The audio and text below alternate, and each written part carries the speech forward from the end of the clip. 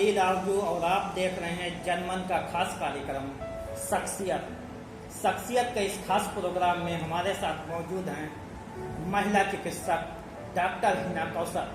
उनसे बातचीत का सिलसिला हम शुरू करें तो इससे पहले देखिए यह खास रिपोर्ट।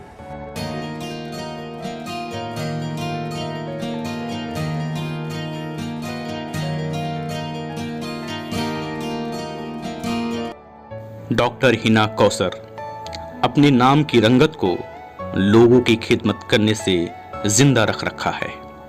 डॉक्टर हिना को खिदमत करने की तरबियत विरासत में मिली है। जब वो पढ़ती थी तब भी जरूरतमंदों की मदद करती थीं।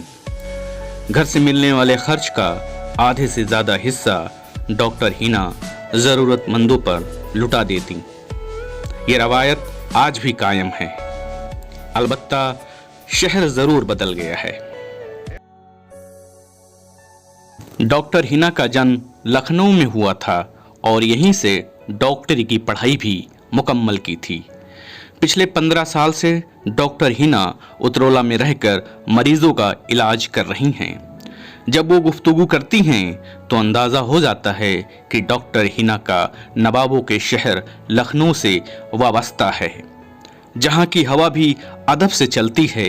दबे पांव वो मुझसे कहती है, मुस्कुराइए आप लखनऊ में हैं।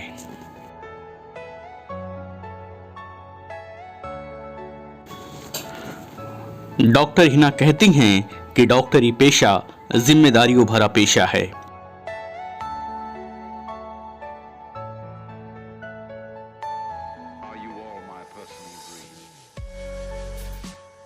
लॉकडाउन में ज़रूरतमंदों तक वो मदद पहुंचा रही हैं, मगर इसे जग जाहिर करना अच्छा नहीं मानती, क्योंकि इस्लाम ने मदद करने का तरीका बता रखा है।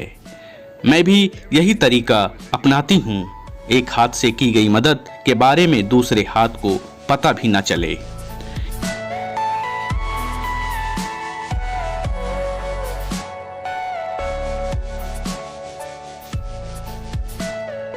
ईमानदारी, मेहनत, हमदर्दी की तर्जुमानी डॉक्टर हिना कर रही हैं।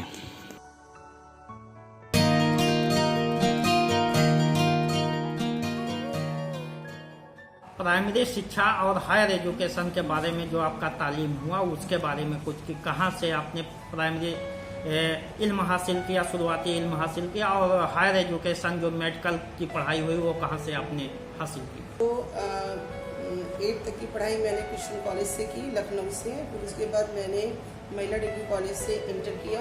फिर उसके बाद CPMT में अपेयर हुई और CPMT 98 बैच से मेरा सिलेक्शन हुआ। फिर मैंने CPMT के थ्रू ही मेरा सिलेक्शन हुआ था। उस टाइम कंबाइंड मेडिकल टेस्ट होता था, 98 बैच से मेरा सिलेक्शन हुआ था। फिर मैंने अपनी जो प्रीवियस की पढ़ाई है वो लखनऊ कॉलेज से करी। उसके बाद मैंने हॉस्पिटल मैनेजमेंट का कोर्स जो है लखनऊ यूनिवर्सिटी से किया। फिर उसके बाद अपनी प्रैक्टिस करने लगी। फिर उसके बाद मेरा इसमें आपकी गवर्नमेंट जॉब में मेरा सिलेक्शन हो गया। ऐसे मैं उतरौला आ गई। डॉक्टर साहब, हम जानना चाहते हैं स्टूडेंट लाइफ के बीच में जो ऐसी खट्टी मीठी यादें कोई चीज़ स्टूडेंट लाइफ की हो, वो हम चाहते हैं कि आप हमारे दर्शकों से शेयर करें। उससे ही ठीक ठाक थी और फ्रेंडशिप का सर्किल भी मेरा बहुत बड़ा था। और मुझे एक इंसिडेंस याद है कि जब मैं बलरामपुर हॉस्पिटल में इंटर्नशिप कर रही थी, उस टाइम एक बार क्या हुआ, डॉक्टर्स की हड़ताल चल रही थी और हम लोग वहाँ पे एज ए ट्रेनी थे। और हम लोग वहाँ पे गए वार्ड देखने। डॉक्टर ने कहा कि आप लोग वार्ड संभाल लो और बाकी लोग जो है स्ट्राइक पर हैं। तो हम लोगों ने देखा कि एक लेडीज़ आ रही थी और उसको जब मतलब कभी भी मैंने गायनी का कोई काम भी नहीं किया था, कभी कोई डिलीवरी भी नहीं कराई थी, मेरी कोई ट्रेनिंग भी नहीं हुई थी, लेकिन एक लेडी आ रही थी रिक्शे पे और उसको बहुत सीवियर पेन हो रहा था, लेबर पेन। हम थे और मेरी फ्रेंड थी डॉक्टर नगमा सिद्दीकी। तो हम लोगों ने मतलब ना कुछ जानते हुए भी रिक्शे पे ही उसकी डिलीवरी, जो उसका प्रसव हो रहा था, उसमें सहायता कर दी। और फिर उसके बाद जो है उसको सब कुछ करने के बाद अच्छे से उसको वार्ड में शिफ्ट कराया। तो उस टाइम उसने मुझे, हम लोगों को खुश होके एक कोल्ड ड्रिंक पिलाई और 500-500 रुपये दिए। वो शायद मेरी स्टूडेंट लाइफ में कोई भी फर्स्ट टाइम किसी ने हमें ऐसा अप्रिशिएट किया। चिकित्सक के तौर पे इस पेशे को आप कितना चुनौतीपूर्ण मान रही हैं? चिकित्सक के लिए तो हमेशा ही चुनौतियों से भरा रहता है काम। कभी भी किसे नहीं पता कि किस केस में क्या चुनौती आ जाए। और बाकी तो हम लोग अपने स्तर से अच्छा ही करते हैं कि लोगों का हमसे भला हो, लोग ठीक हो और जनता की सेवा हो। और बाकी हम लोगों का काम जो रहता है तो हमेशा ही चुनौतियों से भरा रहता है। हम लोगों को ये नहीं पता होता कि किस केस में क्या कॉम्प्लिकेशंस हो जाएंगे। इसके लिए हम लोग हमेशा तैयार रहते हैं। अब कोरोना संक्रमण से बचने के लिए किन किन एहतियात की जरूरत आज महसूस हो रही है? देखिए, कोरोना तो अब कहना चाहिए, कोरोना को अब अपने जीवन का अंग बना लेना चाहिए। इस सोच के ही चलना चाहिए कि कोरोना से बचाव ही उसका इलाज है।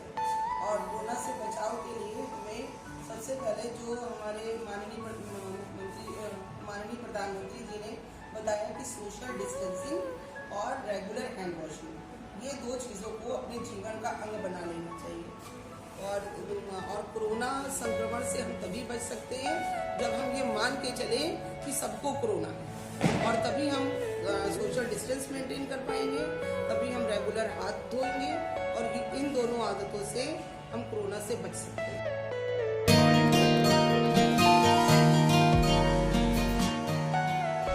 आखिरी सवाल आपसे है कि जिस तरह से उतरौला में देखा जा रहा है कि बहुत सी सामाजिक संस्थाएं, वो चाहे चिकित्सक, बहुत से ऐसे चिकित्सक हैं, बहुत से सामाजिक संस्थाओं के तौर से वो आज के इस माहौल में तमाम सामाजिक काम कर रहे हैं। हर चीज़ आपके स्तर से क्या सामाजिक जिम्मेदारियां निभाई जा रही हैं?